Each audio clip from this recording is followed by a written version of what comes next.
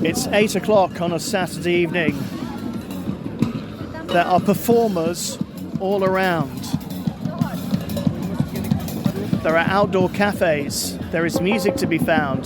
There is good food and even better drink. So where in the world am I? Welcome to a new season of Travelcaster, the travel pod that takes you there.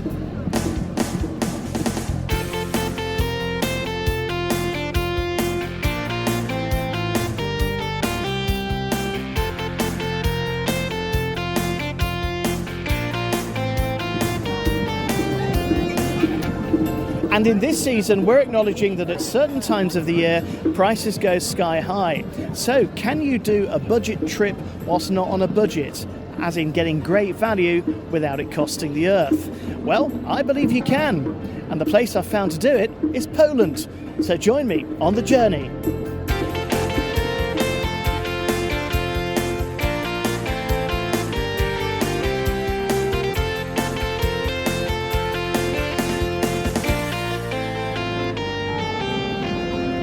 So a 2-hour flight from the UK has brought me here to the city of Wroclaw in southwestern Poland.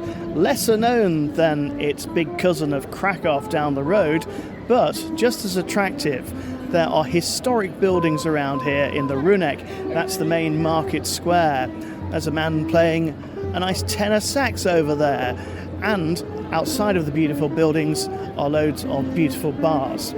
Now, Poland itself is cheap on its own, but if you come to Wroclaw rather than Krakow, you'll be paying about 30% less in terms of prices. A beer here is going to come in at less than €3, and 2 nights in a 4-star hotel has cost me about €160. Great value.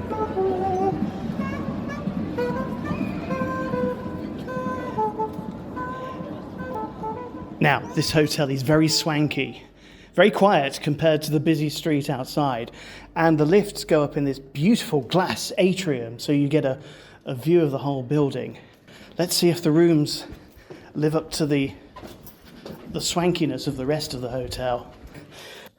And let's get into the room itself. Oh yes, that'll do very nicely, thank you. A king-size bed. A big desk with a sort of leatherette blotter like the old days. And a view of, I think that's the main street outside. No, it's a side street. Never mind. 2 nights, this'll do nicely.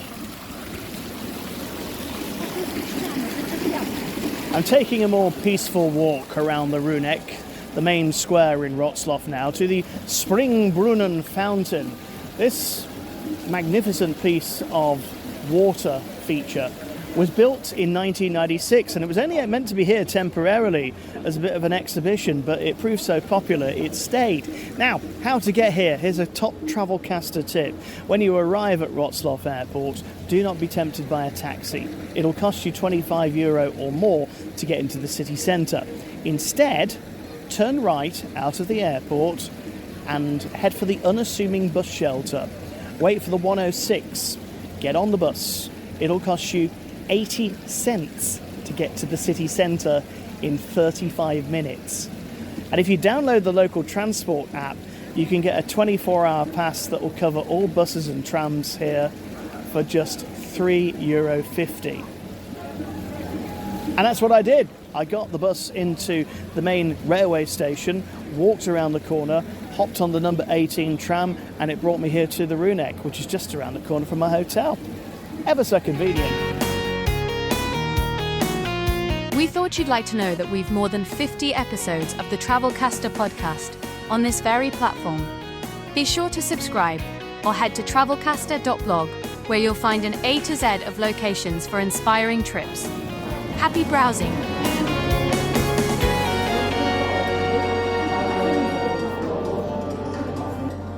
So there's only really one word you need to learn in Polish, and that is piwo. Piwo for beer, and there is plenty of piwo here in Wroclaw.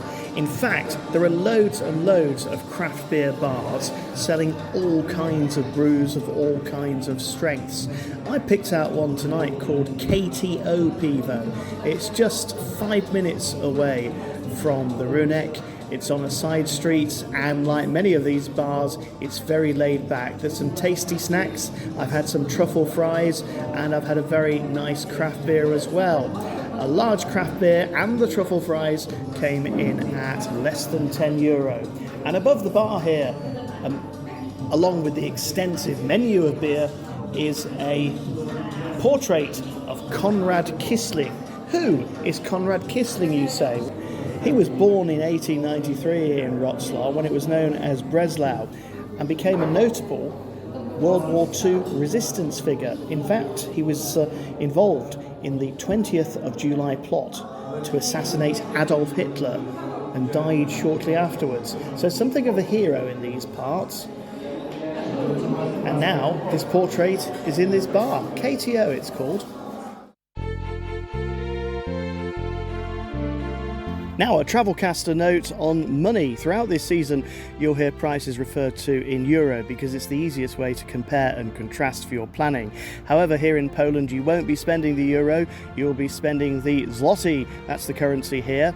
And the exchange rate varies slightly, but you can work it out. It's just under 5 zloty to the euro at the time of recording. This is July 2025. The good news is that the vast majority of places here do take cards. However, there's always going to be one or two areas that you find where cash is accepted or indeed preferred. So you may want to carry around 30 or 40 euro worth of zloty just for those emergencies.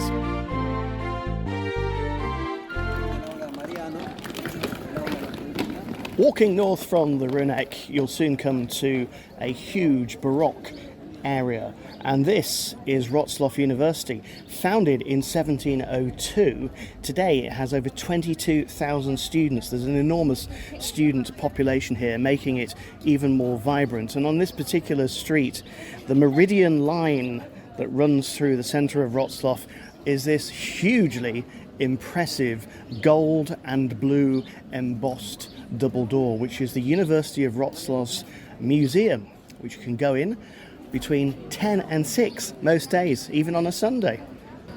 Being Baroque, they like their features. There are lots of carvings and gargoyles and that kind of thing. And down here on the ground, you'll almost miss it, is a tiny scholar, which I'm going to take a picture of, and you can see later at travelcaster.blog.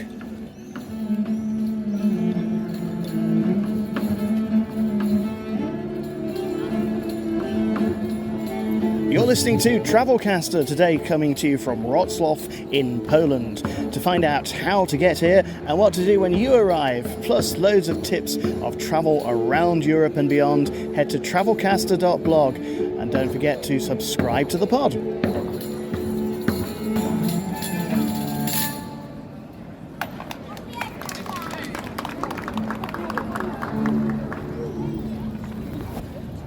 Head east from the University District and you'll come to this rather busy junction with an impressive building made of red brick in front of you. This is the Hala Targowa, the market hall, which 6 days a week serves up tasty cooked foods, fresh produce, souvenirs and household items, just like a regular market. It's beautiful on the outside and on the in.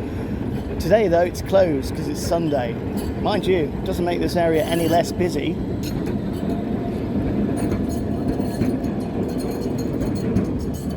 And then when you've seen the market hall, head even further north across the Red Bridge where the trams go across, and you will find out why Wroclaw is sometimes known as Poland's version of Venice. This is because of the River Oder below us, which runs all the way along the top of the city and connects with a number of canals that kind of form a moat around the place. And as well as the many tourists that are packing out the bridge today, there are boats on the water. You can get a boat ride for about €13. Book in advance or just rock up and buy a ticket from some of the many kiosks along the waterfront here. The boats run for about 45 minutes on their total tour, and they'll take you up and down the river, pointing out some of the main sites. Now, in some European cities, you have to be very careful to avoid the trams. Here in Wroclaw, in the Old Town, you've got to be careful to avoid these 10 and 12-seater golf buggies that trundle around carrying tourists and giving out commentary in all kinds of languages. I'm guessing that you can hire them and find out more from the tourist centre, but for me, they're just a little bit tacky. And you know what? They frankly get in the way.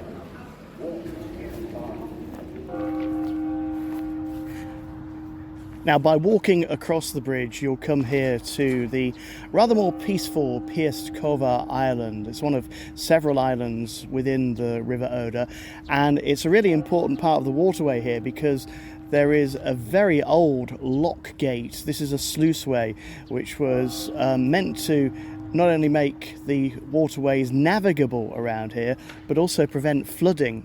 Now, the park itself, the parkland itself, can look grotty in places, but if you walk across another bridge to the extension here to the Whisper Park, it's all been left to grow wild. It's a wildlife haven, really. All kinds of plants springing up around the lawns. And over here is a piece of really cool modern art. This is called the Sculpture of the Nave, and it's a huge metallic archway that's been made to look like a church nave, and you can walk all the way through it. It's made of metal, bright shiny silver metal, and on a hot day it really reflects the sun as well, but you can walk all the way through it and get a selfie. Now, it's pretty much the law that in every city around the world you will find an Irish bar, but here in Wroclaw they don't have one of those. They have a Guinness bar, very specific type of Celtic offering, and it has a certificate behind the bar that says it's serving the best Guinness in the whole of Poland. At €6.30 it ought to be.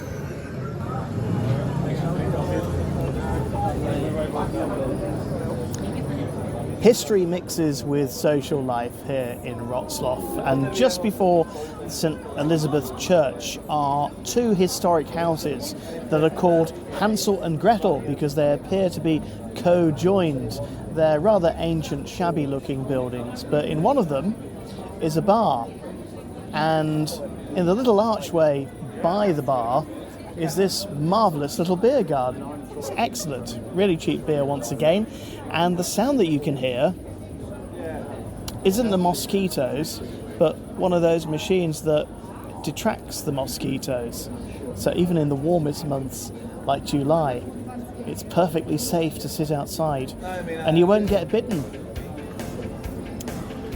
Well, aside from that pricey pint of stout, we have found very good value here in Wroclaw. Certainly going to be cheaper than if you go to the big cousin Krakow. So it's time to move on to the next stage of our adventure, and a city that you may be able to spell, but you may not be able to pronounce. Join us again soon for more Travelcaster, the travel pod that takes you there.